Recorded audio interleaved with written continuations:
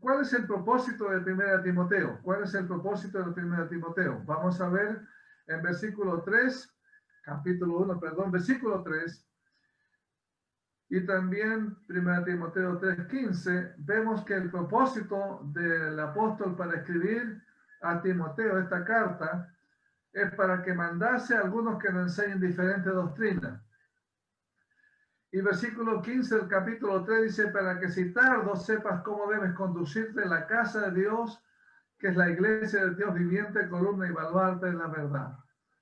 Entonces, ya vimos cierto contexto, había mucho paganismo en la ciudad, y parte de ese paganismo involucraba una doctrina también, que vamos a ver en qué consistía, que podría entrar a dañar, cierto, la doctrina sana del Señor.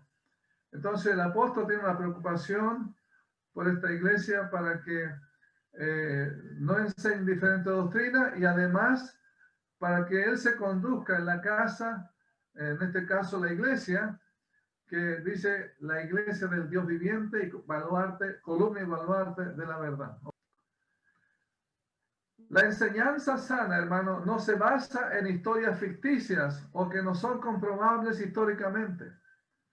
¿Por qué, cierto, el apóstol les advierte a Timoteo que no enseñen? Porque obviamente el versículo 3, como ya hemos leído, el apóstol dejó a Timoteo, cierto, en Éfeso. Por eso le dice, te rogué que te quedases en Éfeso cuando fui a Macedonia para que mandases a algunos que nos enseñen diferente doctrina. Por lo tanto, Timoteo ha de prohibir que se enseñe la falsa doctrina y de comunicar la enseñanza correcta, ¿cierto?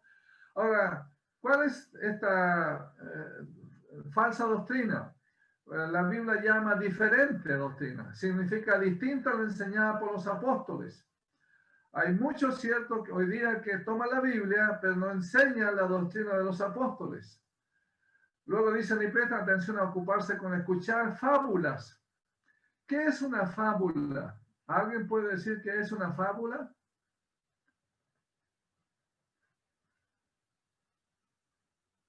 ¿Qué es una fábula? Una fábula es una historia que termina con una enseñanza, con una moraleja. Correcto. Pero aquí una fábula, ¿cierto? No tiene que ver con una moraleja, pero tiene que ver más bien con una falsa doctrina que está, ¿cierto?, fundada en una historia que no tiene, valga la redundancia, o algo comprobable históricamente. O sea, es una historia que no es historia, histórica, ¿ok? Y por lo tanto, el contexto se refiere a la ley mosaica, a la mención de fábulas judaicas, en ese sentido, ¿cierto? Que no tenía un respaldo histórico. Y tampoco tiene un respaldo del punto de la aplicación ahora en el Evangelio. La otra cosa que el apóstol enfatiza es que no hay que prestar atención a genealogías. Eso significa agregando supuestas historias y experiencias de los personajes. Genealogía. De hecho, la Biblia, tenemos dos genealogías importantes en el Nuevo Testamento. ¿Alguien recuerda qué propósitos tienen esas genealogías y dónde están esas genealogías en el Nuevo Testamento? ¿Qué son las genealogías que sí debemos considerar? ¿Cuáles son las genealogías que hay en el Nuevo Testamento y qué propósito tienen genealogías? ¿Alguien recuerda? La genealogía de Jesús. ¿Dónde está eso? No está en Mateo, parece, y ahora está en Lucas. Mateo y Lucas, ¿cierto? Nos muestran dos genealogías que los autores como Mateo y Lucas, ¿cierto?, la toman para llevar más que nada, ¿cierto?, la autoridad de Cristo a lo que es la descendencia, ¿cierto?, aún viniendo de Adán y viniendo, ¿cierto?, de la descendencia de David. Entonces, para certificar que Cristo, ¿cierto?, no vino, vamos a decir, del sombrero de un mago, a un aparecido, sino que fue, ¿cierto?, alguien que estaba en la genealogía que Dios estableció para traer, ¿cierto?, al Mesías a este mundo. Amén. Entonces, Ahora, otra cosa que agrega el apóstol es que son vanas palabrerías, ¿se acuerdan? También vana palabrería, fábulas, genealogías, etcétera. Y realmente es cierto, las vanas palabrerías está en versículo 6. De las cuales dice de cosas desviándose, algunos se apartaron a vana palabrería, lenguaje vacío.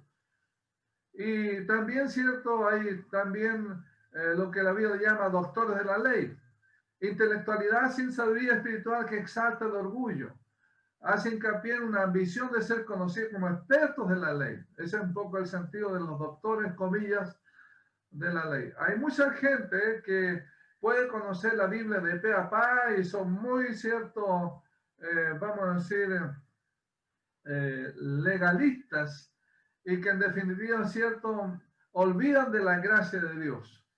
Y no, cierto, consideran que la gracia de Dios es más importante que la ley, porque la ley, cierto, cumplió un propósito y cumple un propósito, pero la gracia, cierto, realmente cubre todo lo que la ley, cierto, exige al hombre a través del sacrificio de Jesús.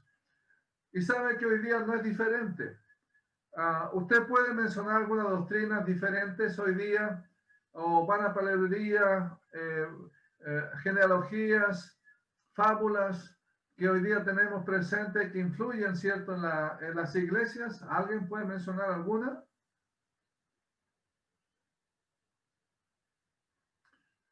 Yo recuerdo cierta gente que vive de los sueños, y tiene sueños aquí, bueno, que Dios me dijo que, bueno, hay muchas bromas sobre eso y cosas que son serias. Hace poco escuché de mi esposa que en la semana apareció un reportaje de un pastor de una iglesia que profetizó, no sé el detalle, pero en el fondo dijo que, bueno, Dios le dijo que tenía que tener relación con unas niñas porque era cierto un poco para que ellas tuvieran la bendición de Dios. Hay perversiones tan graves en muchas iglesias a base de personas que son engañadas por supuestos sueños o profetas que se creen profetas y más bien cierto inventan cosas que realmente dañan cierto las ovejas honestas y sinceras. ¿Alguien puede agregar algo más como ejemplo? Porque hoy día, cierto, hay mucha gente que está yendo al infierno por causa de falsas doctrinas en las iglesias. Y no solamente hablamos de cosas del mundo, sino también dentro de las mismas iglesias. Bueno, sabemos que esto comenzó con los gnósticos, los judaizantes, las religiones de los sacramentos. ¿Se acuerdan que se originaron la unión de la iglesia con el Estado en Roma? Y que hasta hoy día hay muchas personas que están, cierto, siguiendo más bien el sacramentalismo y no consiguen la gracia de Dios. Está el racionalismo que elimina los milagros, la divinidad de Jesús, la politización de la iglesia, la teología de la liberación, el ecumenismo, el carismatismo enfocándose en otro espíritu y otro Cristo, el experiencialismo sin la Biblia, el evangelio de la prosperidad, el moralismo, bueno, cuántas cosas, ¿cierto? Sabemos, cierto, que hay un enfoque más que nada también de una segunda unción. Aparte de la gracia, necesita tener la unción del el bautismo del Espíritu Santo. Bueno, cuántas cosas, cierto, anulan la gracia de Dios y la obra de Cristo. Por eso es importante enfocarnos en lo que es la sana doctrina. Ahora, la batalla espiritual, hermano, es una cosa real. No es solamente como algunos se enfocan en echar fuera demonios. La verdad es que nadie tiene autoridad más que Jesús para echar fuera demonios. Y nosotros, cierto, encontramos a veces personas diciendo, yo puedo echar fuera demonios. La verdad es que se acuerda que algunos discípulos quisieron echar fuera demonios y el demonio preguntó, ¿quién eres tú? No te conozco. Y la verdad es que realmente nosotros siempre, si hablamos de demonios, acuérdense que los demonios, solamente Jesús tiene autoridad y la única forma es que las personas se arrepientan y puedan traer el Espíritu Santo a morar en uno.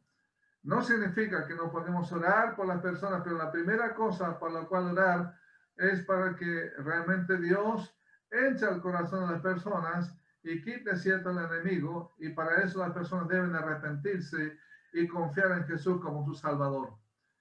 En 2 Corintios capítulo 10, versículo 5. ¿Quién puede leer este pasaje, por favor? 2 Corintios capítulo 10, versículo 5. Si alguien lo tiene a la mano, rápidamente lo puede leer. 2 Corintios capítulo 10, versículo 5. ¿Ya? Amén. Hermano, sí, hermana. Derribando argumentos y toda altivez que se levanta contra el conocimiento de Dios y llevando cautivo todo pensamiento a la obediencia a Cristo. La Biblia dice que hay que llevar todo pensamiento y hay que, cierto, tiene que ver este tema, la batalla verdaderamente espiritual, hermanos, una batalla mental contra las mentiras del diablo, contra las cuales debemos usar la verdad de la palabra de Dios. Las personas que venden la ideología, las ideas falsas, la Biblia señala como malos y engañadores. Eso está en 2 Timoteo capítulo 3, versículos 2 al 9. Y la orden, cierto, del apóstol Pablo para tratar con la falsa enseñanza se basa en el amor a los que son sujetos de engaño.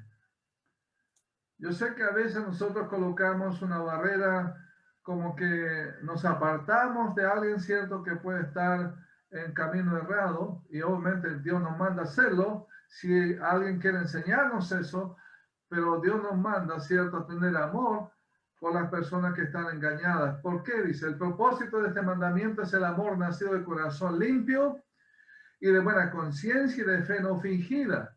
Quiere decir que nosotros, cierto, si vamos a corregir una enseñanza falsa, no vamos a hacerlo con una pistola, como, bueno, de hecho hubo un tiempo en que hay personas, cierto, que más bien, de acuerdo, de hecho hay una religión en el mundo que persigue, cierto, incendia y hace daño, sobre todo en Europa, cierto. Mucho ha crecido esa religión por causa del temor que imponen.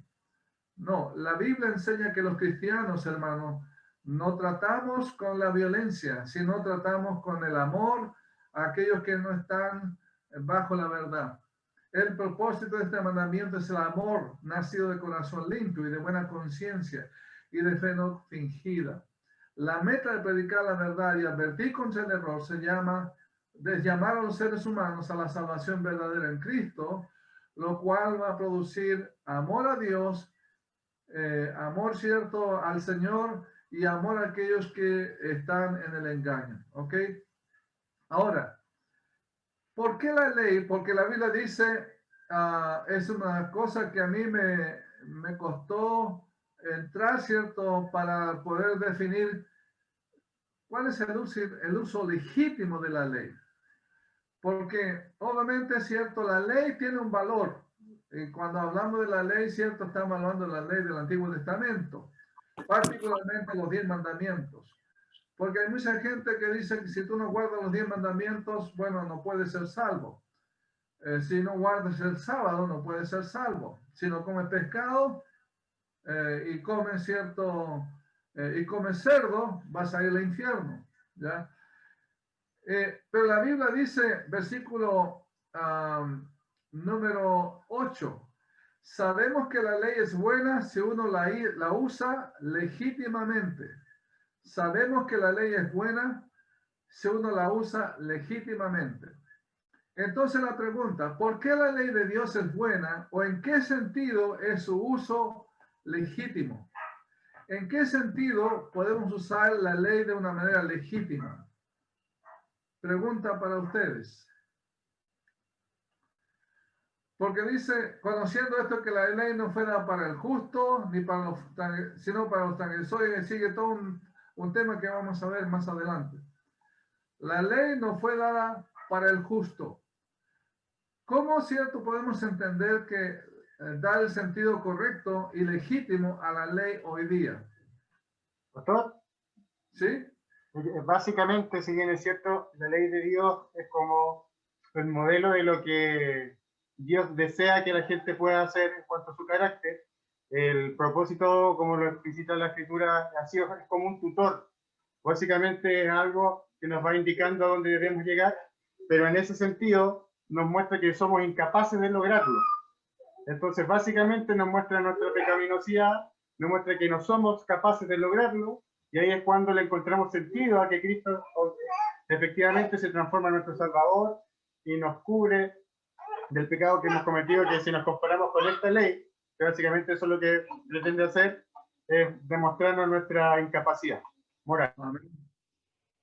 Bueno, en el fondo, la ley es como, yo sé que muchos sean los carabineros, es como cierto que nos sorprende pasando la luz roja y nos condena, cierto, para llevarnos al juez que dice parte, cierto, tiene que pagar un parte. En forma simple, la ley, cierto, nos ha sorprendido tomando, cierto, más bien llevando a cabo delitos contra Dios y contra nuestro prójimo. Por lo tanto, cierto, no tenemos escapatoria del juicio de Dios. Ahora, en ese sentido, la ley cumple un propósito. El propósito es condenarnos. O sea, en el fondo mostrarnos es el espejo para decir, estas son las cosas que tú has faltado y por lo tanto estás condenado. Ahora, si uno está condenado, ¿qué escapatoria tiene? No hay ninguna escapatoria, a menos, cierto, que Dios nos tire un salvavidas y nos diga, aquí está Jesús para pagar por tus pecados y pagar, cierto, los delitos que tú hiciste. Entonces, si hablamos del uso legítimo de la ley ahora en el contexto del Evangelio y aún en el contexto del Antiguo Testamento, es realmente cierto para mostrarnos nuestra condición pecaminosa, la condición insalvable que tenemos bajo nuestros méritos, y la única forma es la gracia de Dios, la escapatoria. Amén. Ese es el uso legítimo. Entonces, ¿por qué la ley es buena o cómo es legítimo usarla? La Biblia dice que la ley no fue dada para el justo, sino para los transgresores, desobedientes, para los impíos y pecadores, para los irreverentes y profanos, para los parricidas y matricidas, para los homicidas. Los que se creen justos, la Biblia dice que nunca van a ser salvos. ¿Hay alguien justo? La Biblia dice que no hay justo ni aún uno, ¿cierto? Entonces, la única forma para justificarnos está en Jesús. Entonces, la ley no era un medio de justificación para el individuo cumplidor, sino un instrumento de condenación, ¿ya? Para traer convicción de pecado, de arrepentimiento, que debe conducirnos de una manera humilde a los pies de la misericordia del Señor. Es lo que hizo el apóstol Pablo, como dice el versículo 15. Este famoso pasaje, ¿se acuerdan de este famoso pasaje? Palabra fiel dice, y digna de ser recibida por todos, que Cristo Jesús vino al mundo para salvar a los quienes, a los justos, a los pecadores, de los cuales dice, ponga su nombre y yo pongo mi nombre. El apóstol decía, yo soy el primero, yo soy el primero. Pedro es el primero, Manuel es el primero, David es el primero, Anita es la primera, ¿cierto? Cada uno tenemos ahí cierto lugar en la gracia del Señor. Palabra fiel y ser recibida por todos, que Cristo Jesús vino al mundo para salvar a los pecadores. Amén. Entonces la ley no fue dada para el justo, sino para los transgresores. Ahora, si uno va a los detalles, luego dice para los fornicarios, para los sodomitas, para los secuestradores, para los mentirosos, perjuros, para cuantos se opongan a la sana doctrina. ¿Usted podría decir que no estamos incluidos ahí? ¿Alguna vez usted podría decir, yo nunca he fornicado, yo nunca he sido un sodomita, un secuestrador, un mentiroso, un perjuro, nunca, cierto, no estoy clasificado ahí? Yo quiero decirle que sí. Yo quiero decirle que sí. Vamos al detalle. Porque dice, los transgresores y profanos, bueno, sentamos, son pecados que tienen que ver con la relación de la persona con Dios. Transgresores son aquellos que no tienen compromiso alguno con leyes o parámetros y por eso se vuelven desobedientes o rebeldes. Recuerda que usted y yo fuimos rebeldes al Señor. Impíos no respetan en absoluto las realidades espirituales y eso significa que son pecadores porque desacatan la ley de Dios. Irreverentes, tienen indiferencia total en cuanto a lo que es recto y esto los lleva a ser profanos porque pisotean las cosas sagradas. Bueno, entonces ya estamos más de acuerdo, ¿cierto? ¿Qué más? Violaciones de la segunda mitad de los 10 mandamientos. Lo que vimos antes era la primera parte de los 10 mandamientos. Porque dice, estos pecados, ¿qué son los pecados de la parte del segundo mandamiento? Dice,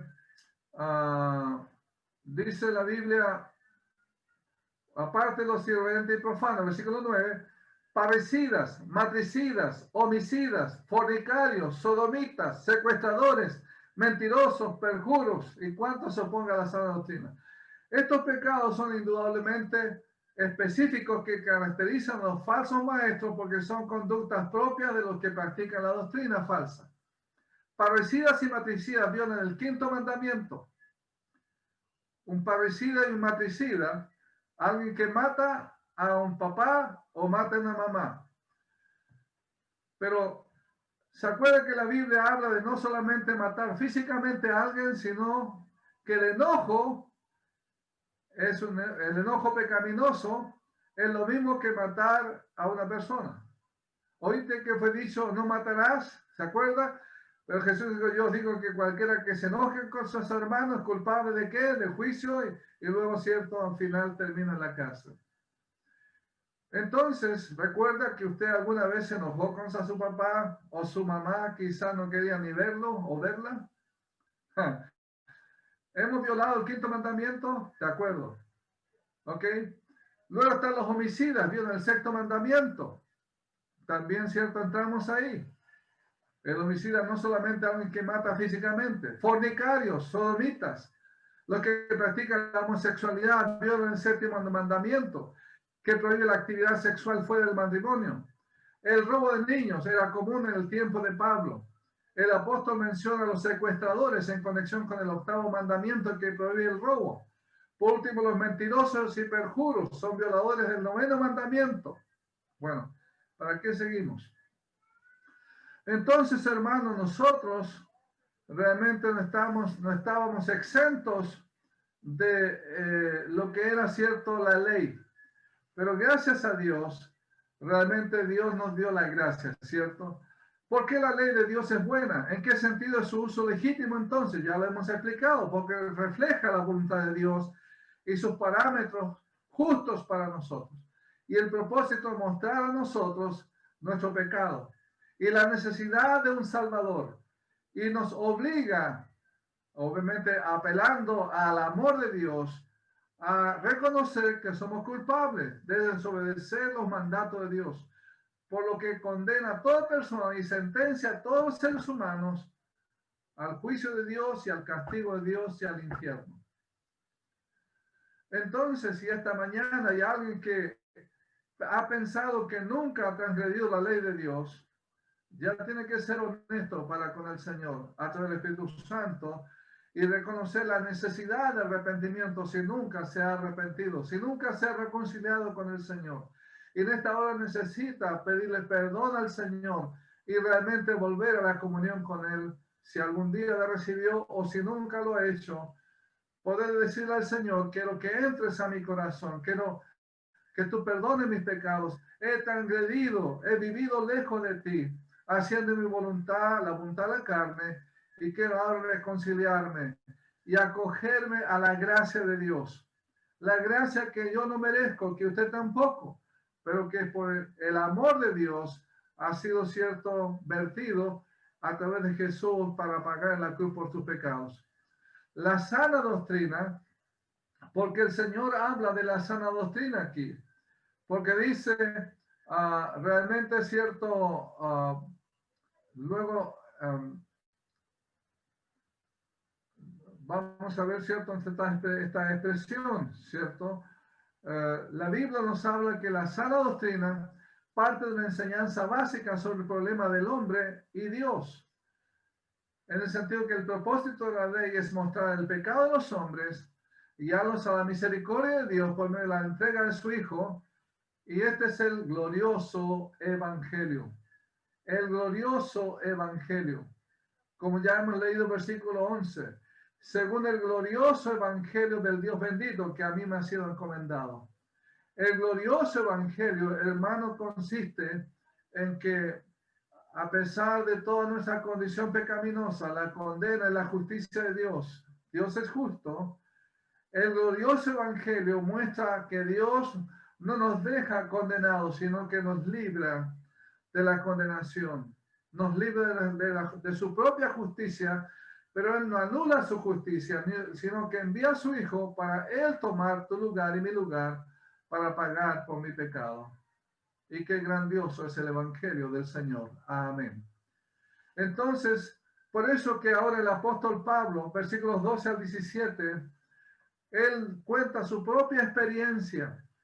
Acuérdense que él era erudito en la ley, era perseguidor de la iglesia por su celo a su religión, era tan perfeccionista, ¿cierto? Que realmente él quería realmente cumplir toda la ley, pero cuando se dio cuenta que la ley le condenaba y que había una escapatoria, él pudo acogerse a la gracia de Dios.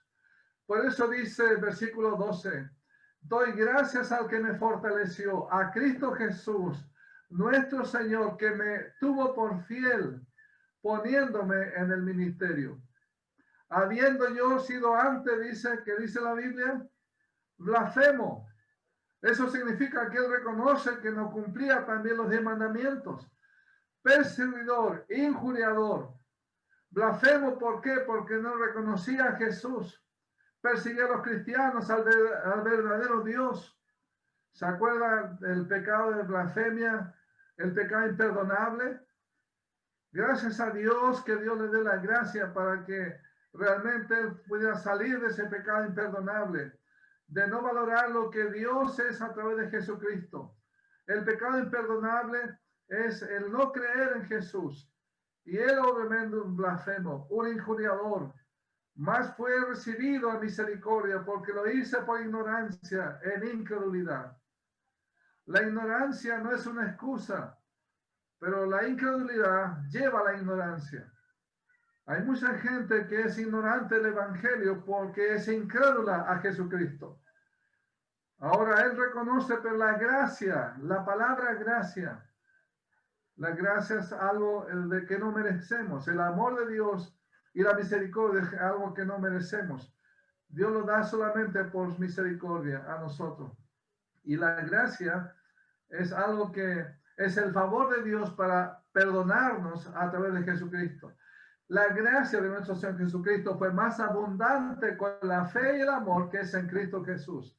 La gracia está vinculada no solamente a decir, Dios tiene gracia para todas las personas, no, la gracia está conectada con la fe.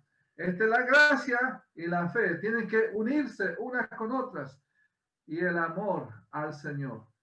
La fe en Jesús como su Salvador va a permitir que la gracia se active en usted. Y luego dice, palabra fiel, el famoso pasaje, cierto que ya leímos, y digna de ser recibida por todos. Dice que Cristo Jesús vino al mundo para salvar a los pecadores, de los cuales yo soy el primero. Entonces, Pablo, cierto, nos da todo un bagaje de lo que significa la legitimidad de la ley, que es buena para realmente mostrar nuestra condición pecaminosa y llevarnos a Cristo. Y él entendió por fin, en la gracia del Señor, cierto, que la ley no era el fin, sino era un medio para que él fuera salvo. Y él reconoce el poder del evangelio. Pablo relata cómo persigue a los cristianos y lo que Dios hizo en su vida después de que conoció a Jesús. Lo que ocurrió con Pablo es el mensaje que debemos nosotros anunciar, hermano, al mundo.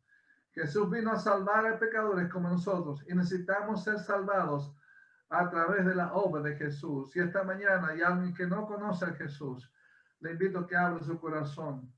Y por lo tanto, hermano, tenemos que llevar a cabo también la enseñanza de este evangelio, predicar este evangelio, dar testimonio de este evangelio. Frente al engaño del mundo, frente a tanta mentira y realmente falsa enseñanza, debemos resaltar la enseñanza del evangelio. Por eso el apóstol reitera a Timoteo. Versículo 3 le dice a Timoteo, encarga esto, manda esto, corrige estas cosas. Luego versículo 18 le dice otra vez este mandamiento, hijo Timoteo, te encargo, para que conforme a las profecías que hicieron antes en cuanto a ti, milites por ellas la buena milicia, manteniendo la fe y la buena conciencia, desechando la cual naufragaron en cuanto a la fe algunos. Algunos en el camino, de hecho, como ya he contado otras veces en la iglesia, a la cual nosotros pertenecemos, algunos han naufragado, se han apartado del camino por la enseñanza falsa. Recuerdo un hermano de otra iglesia que hoy día está en otra enseñanza, otra doctrina, ¿cierto? Vinculada a lo que es la nueva era. Recuerdo un matrimonio al comienzo de mi ministerio que, bueno, querían hacer muchas cosas en la iglesia, pero luego tomaron el camino, ¿cierto?, de lo que es la Pachamama en el sur. Y están comprometidos aunque a la violencia por la Pachamama. La solución para los problemas doctrinales de la iglesia no es solo prohibir diferentes doctrinas, sino también orientarnos, tener un fundamento firme, hermano, que si Dios me llamara un día, usted pueda seguir firme en lo que es la gracia de Dios, el evangelio verdadero, ¿ok? Y el apóstol dice, predica el evangelio, pelea la buena batalla, porque el que piensa estar firme, mire, dice la Biblia, que no caiga. Porque Himeneo y Alejandro, sabía que leímos, habían sido hermanos, pero se alejaron de la sana doctrina y arrastraron a varias personas con ellos. Se convirtieron en enemigos del evangelio. Versículo 20 dice, de los cuales son Himeneo y Alejandro, a quienes entregué a Satanás para que aprendan a no blasfemar. Amén.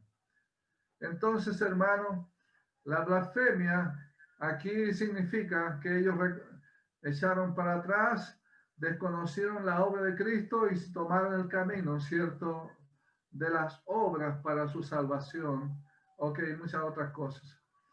Ahora, como aplicación final, hermanos, los engañadores son muchos más hoy día que influyen en las iglesias, en nuestras iglesias, aún en nuestra comunión. Hay falsos profetas que se han levantado con la mentira que Dios les dio nueva revelación sin considerar el glorioso evangelio. Juan el apóstol fue el último profeta y no hay más.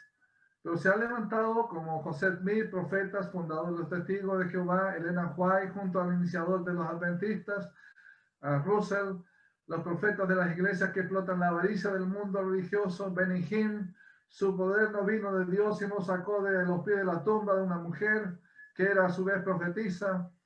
Muchas iglesias y predicadores tienen a otro Cristo, otro Espíritu, otro Dios y otro Evangelio. El Evangelio de la prosperidad, de la unción, del bautismo del Espíritu Santo como segunda unción, el Evangelio de las risas santas, de la palabra de fe. Y para estos evangelios el hecho de que Jesús murió en la cruz por nuestros pecados no es suficiente. Hacen mentiroso al Señor, hablan del Señor, pero no es suficiente para hacer un cambio radical en las personas. Hay una iglesia que, bueno, aparentemente es muy próspera, aún tiene medio de comunicación, ¿cierto?, que vino de Brasil, y lo único que enfatiza la prosperidad, y realmente, ¿cierto?, y remata a Jesús. Y necesitan siempre algo más, y ellos han descubierto ese misterioso secreto que era exitoso en la vida de un creyente. Pero, ¿saben? No tiene nada que ver con el Evangelio. El Evangelio es que Cristo murió por nuestros pecados. El Evangelio es que Dios es santo, que Dios es justo y Él castiga el pecado, pero también Dios es amor y Él dio a su Hijo para morir en la cruz por nosotros. Por eso que la ley, cierto, nos condena, pero la gracia de Dios ofrece al hombre la salvación. Podemos decir que Dios nos ha dado un carácter diferente cuando éramos incrédulos, en comparación a cuando éramos incrédulos, porque la aplicación no solamente en cuanto a doctrina. Uno puede tener una doctrina sana, pero carácter sano es importante también, es parte de la doctrina. La Biblia dice El propósito de este mandamiento es el amor nacido de corazón limpio y de buena conciencia y de fe no fingida. No solamente la doctrina tiene que ver con contenido conceptual de doctrina, sino con carácter. La pregunta es, ¿qué carácter? Si tú y yo decimos que tenemos ahora una doctrina sana, ¿eso conlleva un carácter como Dios quiere? Porque la Biblia dice que nuestro carácter ahora debe ser basado en el amor, en el ágape, pero un amor que nace de un corazón limpio. Eso significa ser sensible a la presencia del Señor, porque el Señor dice que son bienaventurados los de limpio corazón, porque ellos verán a Dios. ¿Ha nacido en tu vida un corazón limpio? Sabemos que para tener un corazón limpio hay que nacer de nuevo. Hay que tener un corazón, ¿cierto?, que se humilla ante Dios, reconocer su necesidad de perdón. Una persona que ha sido honesto para confesar sus pecados y confía en el perdón del Señor, pone la confianza en el sacrificio de Jesús. La Biblia dice que Dios le da un corazón nuevo, un corazón de carne. Le da una hoja en blanco, la verdadera hoja en blanco, para escribir una nueva vida en comunión con el Señor. Y esa hoja en blanco se escribe realmente haciendo las obras que Dios preparó de antemano. Luego, cierto, el carácter de un nuevo creyente, de una persona nacida con una doctrina limpia, implica una buena conciencia, una conciencia que no le acusa porque uno ha sido humilde y obediente al Señor. Los falsos maestros de una conciencia cauterizada. Y la Biblia dice que la persona que tiene una doctrina sana, no solamente tiene una doctrina conceptualmente sana, sino también tiene un carácter sano. Implica una fe no fingida, una fe no adulterada, una fe que no es hipócrita, una fe que descansa verdaderamente en el Señor y su sacrificio, sin mezcla con el engaño, una vida consistente con lo que uno profesa, una fe que no tiene hipocresía porque es más que una profesión vacía. Entonces, ¿cómo es nuestra conciencia? ¿Cómo es tu fe? ¿Es una fe no fingida? ¿Cómo es tu conciencia? ¿Es una conciencia limpia, un corazón limpio, una buena conciencia? Como dijimos, no se trata solamente de una doctrina conceptual buena en la gracia de Dios, sino también eso tiene que reflejarse en un carácter de un corazón limpio, una buena conciencia y una fe no fingida. Amén. Hermanos, entonces que Dios pueda darnos también la gracia para que nuestra fe sea una fe viva. Amén. Con un corazón limpio. Y si no hay un corazón limpio, que podamos pedir perdón al Señor, a aplicar la sangre de Cristo, como dice la Biblia, si confesamos nuestros pecados, Él es fiel y justo para perdonar nuestros pecados y limpiarnos de toda maldad. Amén.